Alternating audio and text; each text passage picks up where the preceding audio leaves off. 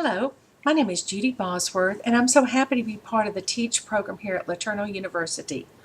I have been married for almost 33 years to my favorite person in the world. We have 5 children. The youngest is still in school himself and working. The other 4 are married and grown, and our 8th grandchild is on the way, and I hope to have many more. A little bit about my background.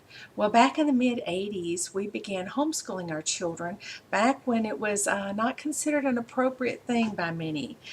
We never looked at the public school as the big bad wolf.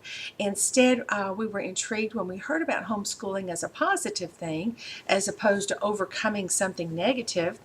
We thought we'd try it. It worked for our family. Our children did very well in college, those that graduated from homeschooling, and it turned out to be a good bonding and learning experience for us. I also worked one day a week in a homeschool co-op teaching middle school and high school students, and I thoroughly enjoyed that. I was also a private tutor for over 20 years.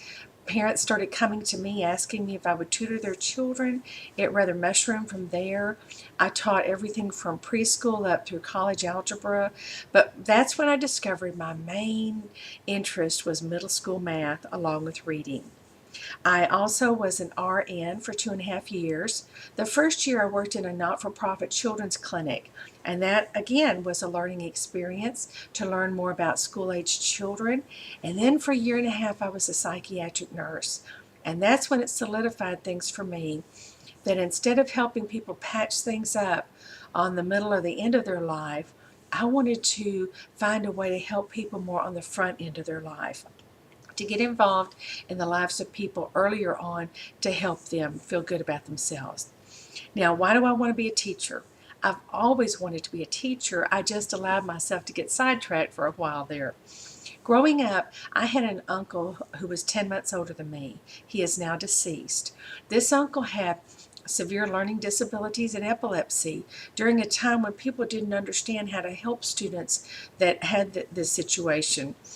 I often enjoyed playing school with Wayne and helping him along. But it was also at that point where I learned to be an advocate for him, and I discovered that it's a wonderful thing that God did not use a cookie cutter approach when He created humans, that each of us have something to give to society. And whereas a person may struggle in learning academics, that person can be helped. That person also can be a teacher in their own right, teaching others things like tolerance and forgiveness and resiliency, and having just a simple joy in life.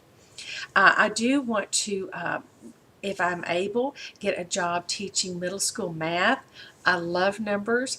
I find it exciting when I can look around God's creation and see evidence of geometry and Fibonacci numbers and just the order that the Lord used to create this world. My goal is for my students to, number one, each and every student that I'm allowed to teach to feel validated, to understand that within themselves they have the seeds for success. Success is defined as what God wants for their life, what their personal calling is, and that each child would learn to do their best and feel good about themselves and accept nothing less than their best in life. I want to help them discover what their best is and guide them along the way. I also want to make sure my students grow up to be good consumers, and that's where teaching the mechanics of math helps.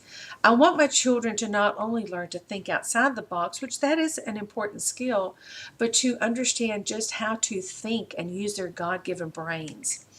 And even if I'm teaching math, I want to make sure that my students understand how to speak proper grammar. It disturbs me when I hear Christian songwriters or newscasters use improper grammar. And my students, I know that there are time constraints in the classroom, but they will know what pronoun to use after a preposition. Now, what impact do I want to leave? Well, as I said, I want my students to grow up to be happy and well-adjusted and productive citizens. I'm very thankful for the opportunities I've had in my life. This past summer, my husband and I got to go on a mission trip to Romania, and that was an exciting experience. I really worked well with my interpreter. Followed that up by coming back for a week of vacation Bible school with about 30 5th and 6th graders daily, and then when that concluded, it was time to get back to my studies here at LeTourneau. My biggest challenge right now is not worrying about the job market, because if the Lord has led me to get back to my God-given passion, He'll get me a job. My biggest struggle right now is hoping that I can learn all the technology and do a good job at that. I was very thankful to read in our grounding values that one thing for us to consider is that we must be willing to forgo monetary success to pursue God's calling on our life. And I think that sums things up very well for me. Thank you very much for listening to this video.